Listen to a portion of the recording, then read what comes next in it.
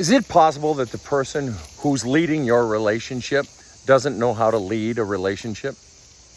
Do you find yourself arguing for table scraps? Oh, I want a little more time with my friends. Oh, I want more sex. I want more sex. Oh, please give me this. Or oh, why don't you see all the things that I do? Implied in all of those things is that the other person has power. They have power over you to say no. When you want something from someone, you're giving them power. And so implied in your relationship, oh, I want this. Why don't you do this? We need to do more of this. And I'm asking, please just give me some table scraps off the table. Implies that they have the power to say no, that they are in fact the leader. And is it possible that the problem with your relationship is that there's a significant power imbalance and that you're on the shit end of that power imbalance? And is it possible that your relationship needs a new leader? It's not that you're because you're still arguing for bits and pieces, and perhaps what's really needed is a grand new vision. Have you ever envisioned in your head, fantasized, written down on paper what your relationship would look like if you were the leader? Creating an equitable relationship for both parties rather than just one where one person is under the thumb of the other person? Is it possible that you have no vision, that no one has a vision for this relationship, and that you need to come up with a new vision because this one isn't working? So that rather than arguing for table scraps, you're creating a new vision for this relationship. And that requires you then having the courage to stand up and fight for it.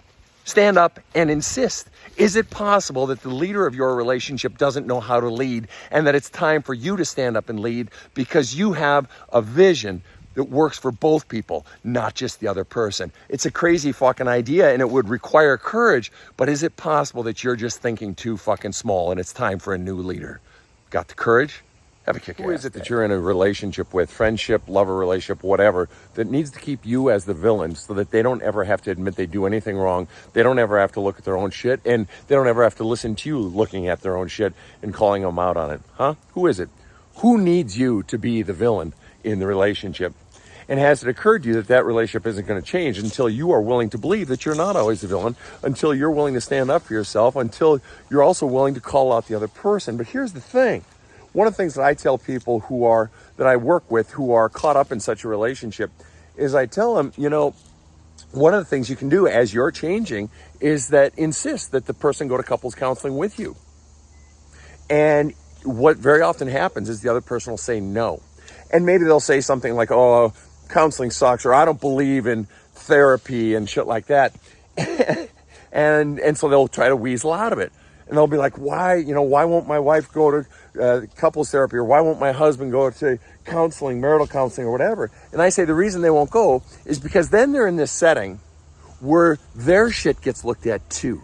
And they can't afford that. In order for them to maintain control over you, in order for them to continue to be able to manipulate you or maintain that power imbalance where they're in power in the relationship, in order to maintain that, they have to maintain the control of not ever having their shit looked at, but keeping the focus on how bad you are, because that's how they keep you under their thumb.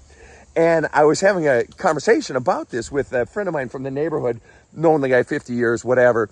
And he says, yeah, Sven, my wife, doesn't want to go because she doesn't believe in counseling or whatever. I said, what part of counseling does she not believe in?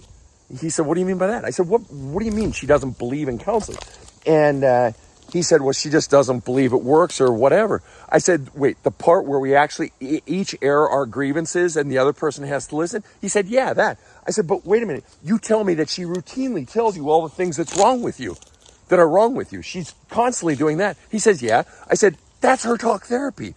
She absolutely believes in getting out her grievances. The only part of talk therapy or counseling that she doesn't believe in is the part where she has to listen to your grievances. That's what she doesn't believe in. That's why she doesn't want to go to counseling. She absolutely feels better when she tells you the shit that's wrong with you.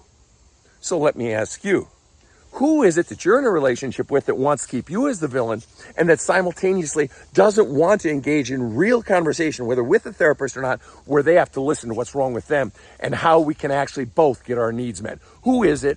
And when do you begin to insist that your needs matter and that they have to listen? And if they don't, yeah, maybe I need to get the fuck out of this relationship. Have a kick-ass day. I apologize for being a fucking asshole. It's just I'm so good at it. I figure I might as well play my fucking strengths. But I have one question for you today, and it's simply this. Who are you keeping around? Who is it?